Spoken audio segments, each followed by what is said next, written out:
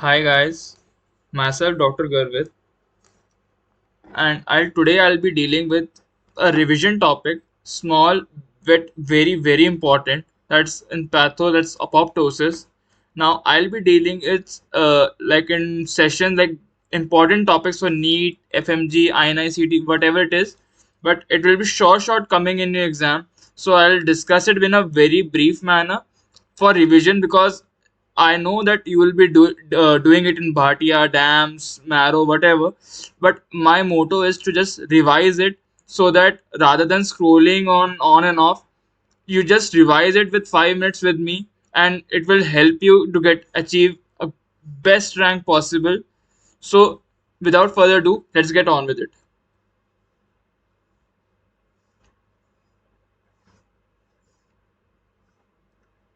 First, I'll be dealing about apoptosis.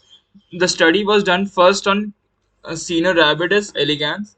The examples of physiological apoptosis are first is during embryogenesis and development, we lose so many of our organs because during development of a baby into a in a full grown adult, and uh, and the others are involution of hormone dependent tissue, for example during lactation of breast after weaning, because the progesterone and the estrogen decreases, and the oxytocin levels also decreases after the weaning during the weaning starts, and then endometrial shedding during the menstrual cycle also because of the decrease in the uh, estrogen and progesterone at the later phase of the menstrual cycle, because of which the endometrium starts shedding.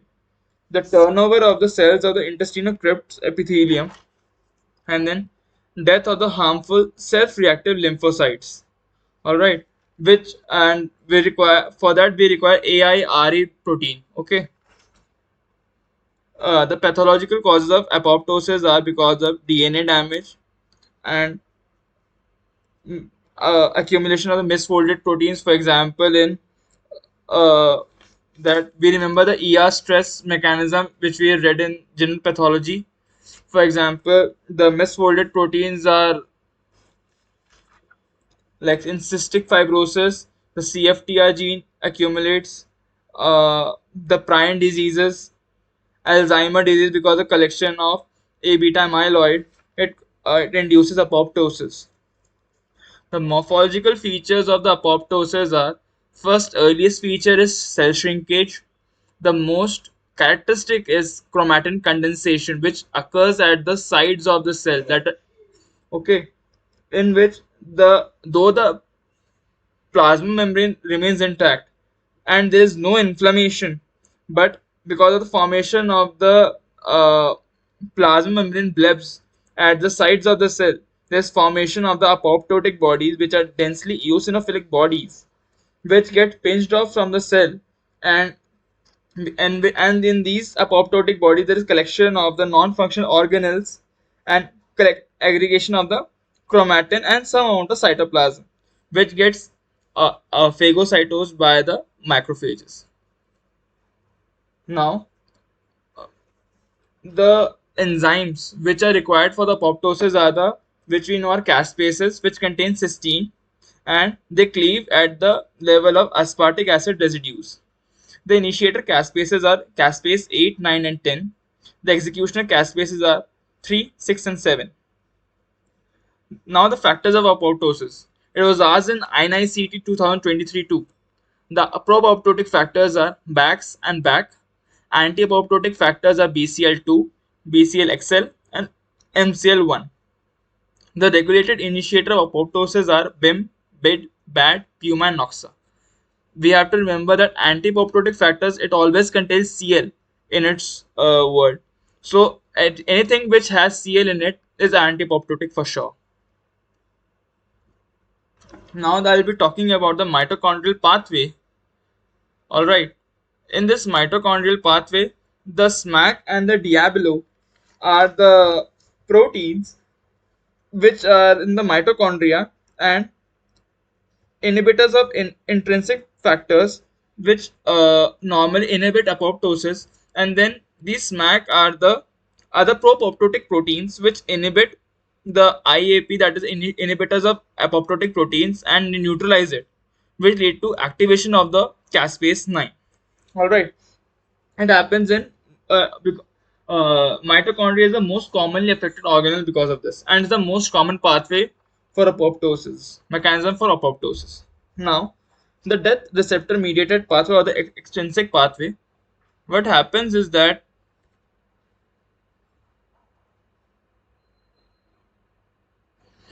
it is initiated by the death receptor on the plasma membrane, the TNF-R1 receptor and the FAST receptor CD95. It both of them form FADD, that is fast associated death domain. All right, which leads to activation of the caspase 8 and 10. And this caspase 8 and 10 in turn activates the caspase 3, 6, and 7, which lead to activation of the BID protein and causes apoptosis. Now we have to remove these dead cells that are the cells have got apoptosed. Now how will we remove that? For that, macrophages will be able to differentiate apoptotic cells from the normal cells. But how? Let's find out. It's because of phosphatidylserine flip phenomena, right? In which what happens is that normally phosphatidylserine is present in the inner part of the cell membrane.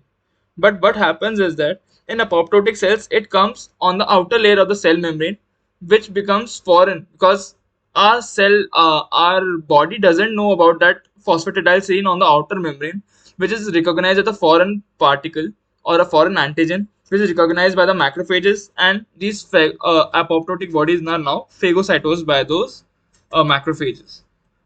And the clinical point is very important that annexin 5 is a marker of apoptosis. The second part is efferocytosis, in which the C1q type of a complement protein will bind to the apoptotic cells and cause their phagocytosis. Now the additional topics are necroptosis, in which what happens is that the stimulus is a viral or a chemical exposure or radiation, in which there is a mechanism of apoptosis would be there, but the morphological features are of necrosis and are caspase independent.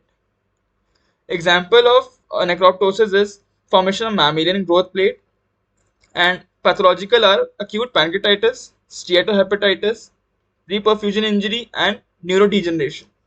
In which what happens is that the TNF alpha binds to TNF alpha receptor, which leads to activation of RIPK1 and RIPK3, which in turn activates MLKL and leads to inflammation. There is damage of plasma membrane and decreased ATP synthesis, and free radical damage is also there. Now I will be talking about pyroptosis, in which Nodrite receptor is activated, which leads to formation of inflammasome and activates caspase 1, 4, and 5, which lead to cell death, and there is release of IL-1, which leads to inflammation, cell swelling, and cell membrane damage too. Now, the first image which I'll show you about the apoptotic bodies, which are formed because of the cell membrane is intact here, but this formation of apoptotic bodies. Now, there's a image of kidney, heart. It shows coagulative necrosis. Okay, and below that there's liquefactive necrosis, and on the side the history image which you're seeing is of fat necrosis. And this is the INI-CT image which shows at the smear shaped pattern which is seen in necrosis, and the step ladder pattern on DNA electrophoresis is of your apoptosis. Now a comparative differentiation of coagulative necrosis, which is the most common type and seen in all solid organs except brain, and its type of infarct like dry gangrene, Zenker degeneration, and the cell outline remains preserved. Liquefactive necrosis seen in the brain and cell outline is also preserved. Caseous necrosis, which is cheese-like appearance, seen in TB, coccidiomycosis, histoplasmosis, and histology we see pink and granular appearance. Fat necrosis is the chalky white areas of fat necrotic deposits which is seen on the because of trauma on the breast, or in pancreas we can see omentum we can see. And the fibrinoid necrosis is a type of type 2 and type 3 hypersensitive reaction. Very important, pink fibrin like appearance is there. For example, polyarthritis nodosa. Thank you.